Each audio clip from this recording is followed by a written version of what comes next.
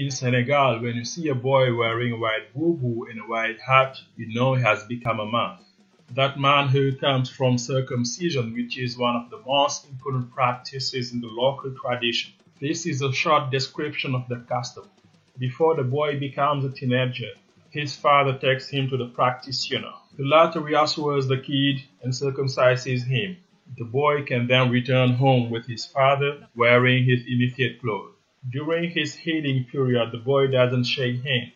Instead, he uses a wooden stick called langue. Most of the time, kids are circumcised in numbers, and there are sometimes boisterous children among them. That's why an adult called Selbe is appointed to discipline them and teach them the wisdom of the ancestors.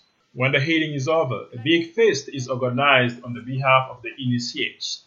People play drums and sing all night long to celebrate their courage and welcome them into manhood.